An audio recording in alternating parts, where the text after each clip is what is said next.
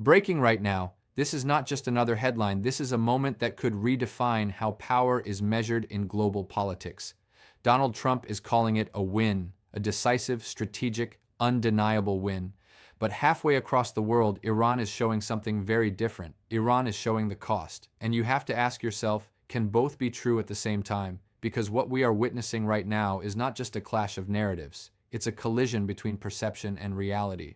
On one side, you have a former US president stepping forward with confidence, projecting strength, declaring success. On the other side, you have a nation absorbing pressure, revealing consequences, and sending a message without even needing to say it directly. Let that sink in. This isn't just about politics. This isn't just about speeches or statements. This is about power, real power, the kind that doesn't always show up in headlines the way you expect. And here is where things get serious. Because when a leader says we won, the assumption is simple, right?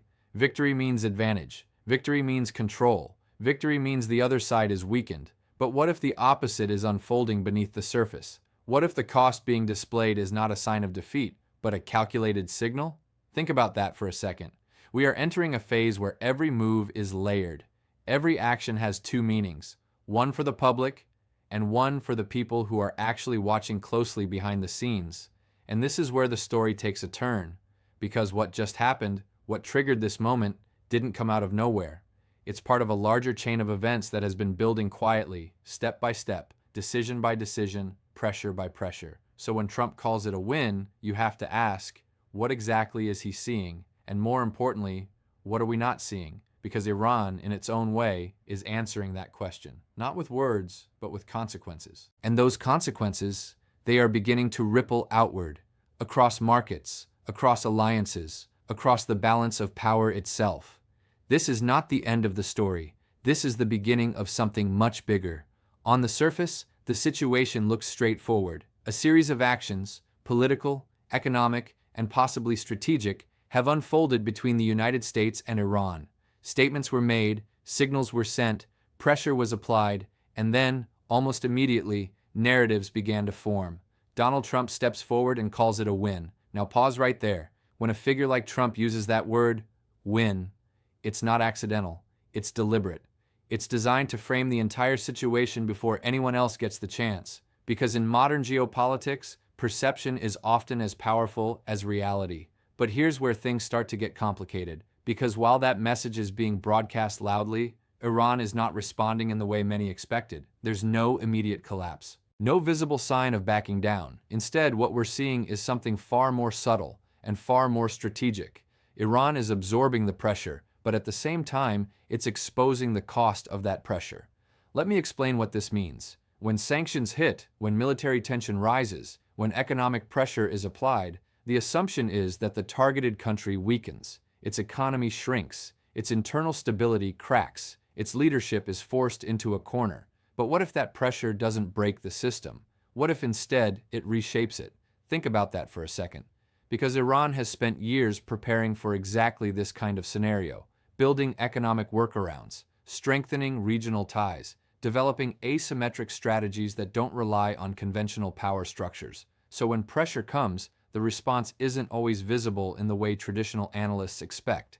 Instead, it shows up in layers. Energy markets begin to shift. Trade routes become uncertain, regional tensions quietly escalate, and suddenly the cost is no longer isolated to one country. It starts spreading, and this is where the real story begins to emerge. Because while one side is declaring victory, the other side is demonstrating resilience, not loudly, not dramatically, but effectively. And that creates a dangerous dynamic, because now you have two competing realities. One says, we've succeeded. The other shows, you're still paying the price. Let that sink in. This is not a clear-cut outcome. This is not a simple win or loss. This is a strategic standoff where both sides are trying to control not just the situation, but the narrative surrounding it. And here is where things get even more intense. Because behind these public statements, there are decisions being made right now, decisions that could determine whether this situation stabilizes or spirals. Leaders are watching, markets are reacting. Allies are calculating their next move, and every single one of them is asking the same question. Why is this such a big deal? Because when the United States makes a move, whether it's economic pressure, strategic signaling, or political messaging, it doesn't just affect one country. It sends shockwaves through the entire global system. And right now, those shockwaves are being felt. Let me explain what this means. When Trump calls it a win, that message is aimed at multiple audiences at once. Domestically, it signals strength. It reinforces the idea that tough policies produce results. Internationally, it's meant to project dominance, to show that the United States can still shape outcomes on its terms. But here's the part nobody is talking about. If Iran can withstand that pressure, and more importantly, if it can redirect that pressure outward, then the entire calculation changes. Think about that for a second. Because now, instead of one country absorbing the cost, you start to see that cost distributed across the system. Oil markets become unstable, shipping lanes grow tense, insurance costs for trade begin to rise, and suddenly, countries that had nothing to do with the original decision are feeling the impact. That is not a contained situation. That is a global ripple effect. Let that sink in. And here is where things get serious. Because global markets are not built for prolonged uncertainty. Investors don't like unpredictability. Governments don't like volatility. And when both start happening at the same time, the consequences can escalate very quickly. We're talking about potential spikes in energy prices. We're talking about supply chain disruptions. We're talking about inflationary pressure that doesn't stay in one region. It spreads. Now ask yourself this. If the cost of this win is being shared globally, is it really a win in the traditional sense? Or is it something else entirely? Because what we are seeing right now is a shift away from clear victories and toward complex outcomes where every action has unintended consequences. And this is where the story takes another turn. Because Iran's position in all of this is not just about survival, it's about leverage. Yes, leverage. By showing that it can endure pressure and still influence the system, Iran is sending a message not just to the United States, but to every country watching. The message is simple. We may be under pressure, but we are not powerless. And that message matters. Because in geopolitics, perception shapes alliances. It shapes decisions. It shapes who stands with whom when things escalate. So now, other nations are watching closely. They're asking, can Iran hold out? Can the US maintain pressure? And most importantly, what does this mean for us? Because no one wants to be caught on the wrong side of a shifting balance. And this is why this moment is bigger than it looks. It's not just about one decision or one statement. And if you really want to understand what's happening, you have to look behind the headlines. Because when Donald Trump calls this a win, it's not just about the outcome, it's about framing the battlefield itself. Let me explain. In modern geopolitics, the first side to define the narrative often gains a critical advantage. If you can convince your audience, your voters, your allies, even your rivals, that you've already won, then everything that follows is interpreted through that lens. Think about that for a second.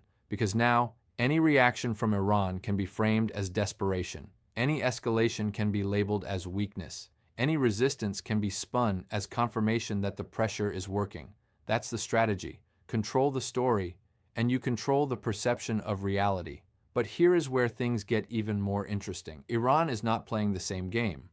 Instead of rushing to respond with loud declarations, Iran is operating on a completely different level, one that focuses on patience, endurance, and indirect pressure. And this is where the story takes a turn, because while one side is dominating the narrative space, the other side is shaping the operational space. Let that sink in. Iran's strategy has never been about immediate headline-grabbing victories. It's about long-term positioning. It's about creating leverage over time, quietly, steadily, and often invisibly. So what does that look like right now? It looks like controlled responses instead of impulsive reactions. It looks like calculated restraint instead of emotional escalation.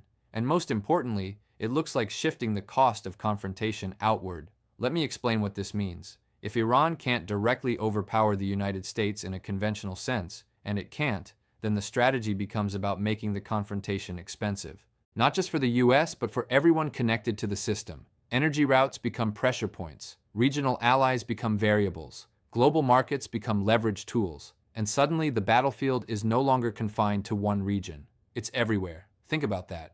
Because now, every decision made in Washington has consequences in Europe, in Asia, in the Middle East. Every move triggers a chain reaction that extends far beyond the original conflict. And this is where the real strategic battle is being fought, not with tanks or missiles, but with influence, economics, and time. Time is the key factor here, because the longer this situation continues, the more opportunities Iran has to demonstrate resilience, and the more difficult it becomes for the United States to maintain a clear narrative of victory. And here's the part nobody is talking about. What if this win is designed to be short-term? What if the real objective is immediate political impact, while the long-term consequences are still unfolding? Think about what that means, because if that's the case, then we're looking at a strategy that prioritizes perception today over stability tomorrow, and that creates risk, serious risk, because in a system as interconnected as today's global economy, delayed consequences don't disappear, they accumulate, and when they finally surface, they don't come back small, they come back amplified. So now the question becomes, who is playing the long game and who is playing the short game? Because in this kind of strategic environment, timing is everything. The moment that word win entered the conversation, the world didn't just listen, it responded, quietly at first, subtly. But make no mistake, the response is happening. Markets began to shift. Energy traders started recalculating risk. Oil prices showed signs of tension, not necessarily explosive spikes, but enough movement to signal uncertainty. And in global finance, uncertainty is never a small thing. Let that sink in. Because even a 3 to 5% fluctuation in energy prices can ripple across entire economies. Transportation costs rise, manufacturing margins tighten, consumers, yes, everyday people, end up paying more. So when we talk about cost, we're not speaking in abstract terms, we're talking about real impact. Now look at the political reactions. Allies of the United States are watching very carefully. Publicly, many maintain a position of support, because that's what alliances demand. But behind closed doors, the conversations are much more complex. Questions are being asked. Is this escalation controlled? Is there a clear endgame? And most importantly, how much exposure do we have if this continues? Think about that for a second. Because no country wants to be pulled into a prolonged period of instability without a clear path forward. And then there are the regional players. This is where things get even more intense. Countries in the Middle East are not just observers in this situation, they are directly affected. Every shift in tension, every strategic signal, every economic ripple, it lands in their backyard. And their responses are not always visible. Some are strengthening defenses, some are recalibrating alliances, some are preparing for scenarios they hope never happen. But they are preparing. Let that sink in. And here is where the story takes another turn. Public opinion. Because while leaders analyze strategy and markets track risk, the public sees something much simpler, a rising sense of instability. People hear win, but they feel uncertainty. They see headlines, but they don't see resolution. And that gap between message and reality, it matters. It matters a lot. Because public perception can influence political pressure. Political pressure can influence decisions, and decisions, especially in moments like this, can escalate situations very quickly. Now add one more layer to this. Experts, analysts, economists, geopolitical strategists, they are all weighing in and their assessments are far from unanimous. Some argue that this is a calculated success, that pressure is working exactly as intended. Others warn that the long-term consequences are being underestimated, that what looks like control today could turn into instability tomorrow. And this is where things get serious, because when expert opinion is divided, uncertainty increases. And when uncertainty increases, risk follows. So now we have a situation where markets are cautious, allies are questioning, regional players are preparing, and experts are split. Does that sound like a clear victory? Or does it sound like the beginning of something far more complicated? Think about what that means, because fallout is not just about immediate reactions, it's about setting the stage for what comes next. This is not just about one statement, one country, or one moment. This is about a shifting global order. Let me explain what this means. For decades, the world has operated under a relatively predictable structure. The United States at the center, economically, militarily, politically, allies aligned, rivals contained, systems functioning, even under stress. But that structure, it's changing. And situations like this are the clearest indicators. Because when a country like Iran can withstand pressure, adapt to sanctions, and still project influence, however indirectly, it signals something important. It signals that the old rules don't apply the same way anymore. Think about that for a second. Because power is no longer just about size or strength. It's about resilience. It's about adaptability. It's about how well you can operate under constraints. And in that kind of environment, smaller or constrained players can still have outsized impact. Let that sink in. Now add another layer. Global competition is intensifying, not just between the United States and Iran, but across multiple fronts. Economic rivalries, strategic partnerships, regional power struggles, everything is becoming more interconnected and more fragile. So when an event like this happens, it doesn't stay isolated, it feeds into a larger pattern, a pattern of rising tension, a pattern of shifting alliances, a pattern of increasing unpredictability. And this is where the story takes a critical turn, because the question is no longer just who won this moment. The question is, what kind of world is being shaped by moments like this? Think about that. Because if every confrontation leads to wider ripple effects, if every win carries hidden costs, if every pressure campaign creates new forms of resistance, then we are moving into a very different kind of global system. One where stability is harder to maintain, one where outcomes are less certain, one where the line between victory and consequence becomes increasingly blurred. And here is the part nobody is talking about. What happens when multiple situations like this start overlapping? Because this is not the only tension point in the world right now. There are economic pressures building in different regions. There are strategic rivalries intensifying between major powers. There are internal political shifts happening within key countries, all at the same time. So now imagine adding this situation into that already complex equation. It doesn't simplify anything. It amplifies everything. Let that sink in. Because this is how global systems reach tipping points. Not through one massive event, but through the accumulation of smaller, interconnected pressures. And suddenly, something that seemed manageable becomes unstable. Something that seemed controlled becomes unpredictable. And something that was called a win starts to look a lot more complicated in hindsight. So the bigger picture here is not just about who is right or wrong, or who is stronger or weaker, because that's the question everyone is asking right now, from policymakers to investors to ordinary people watching this unfold in real time. And the truth is, there isn't just one path forward. There are multiple scenarios, and each one carries its own risks. Let me explain. Scenario 1. Things stabilize. Tensions cool down. The rhetoric slows. Back-channel diplomacy begins to take over. Both sides step back just enough to prevent escalation, while still maintaining their positions publicly. It's the classic geopolitical balancing act. No one admits weakness, no one claims defeat, and the situation slowly fades from headlines without a clear resolution. But here's the problem. Even in that scenario, the underlying issues don't disappear. They remain. They linger beneath the surface, waiting for the next trigger. So is that really stability? Or is it just a pause? Think about that for a second. Scenario 2. Controlled escalation. This is where things get more dangerous. Pressure continues. Responses become slightly more aggressive, but still calculated. Small incidents start to occur. Signals become sharper. Warnings become more direct. Each side pushes, but not too far. It's a game of limits. A test of how much pressure the other side can take without crossing a line that leads to something bigger. And this is where the risk increases significantly. Because the more moves that are made, the greater the chance of miscalculation.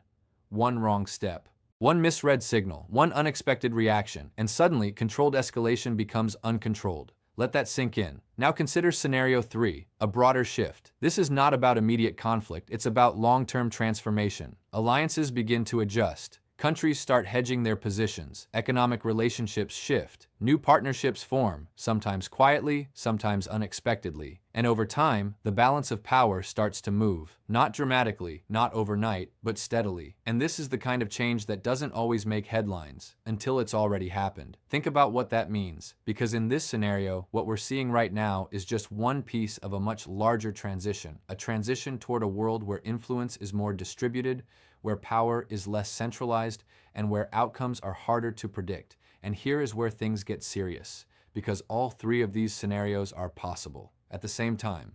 Different regions could experience different outcomes. Some areas may stabilize while others escalate. Some relationships may strengthen while others weaken. This is not a single-track future. It's a complex, evolving landscape. And in that kind of environment, certainty becomes very rare. So now the real question is not just what will happen next. The real question is, how prepared is the world for any of these outcomes? Because preparation determines response. Response determines consequence. Was this really a win? Because after everything we've just walked through, the strategy, the fallout, the global implications, the possible futures, the answer is no longer simple. It can't be. When Donald Trump says win, he's speaking in a language of certainty, a language of strength, a language designed to close the conversation before it even begins. But reality doesn't work like that. Reality is layered. Reality is complex. And reality always reveals itself over time. Let that sink in, because what Iran is showing right now is not necessarily victory, but it is something equally important. It is endurance, it is adaptation, it is the ability to absorb pressure and still remain a factor in the system. And that changes the equation. Think about that for a second, because if one side declares victory while the other side continues to operate, continues to influence, continues to impose costs, then what you're looking at is not a conclusion. You're looking at a continuation. And this is where the story truly ends, or rather, where it refuses to end, because this moment is not isolated. It's part of a pattern where power is tested not just by who strikes harder, but by who lasts longer. A pattern where narratives are crafted quickly, but consequences unfold slowly. A pattern where today's win can become tomorrow's question mark. And here's the part that should make everyone pause. What if we are entering an era where victories are no longer clear? Where every success carries hidden costs, where every show of strength triggers an equal and opposite reaction somewhere else in the system.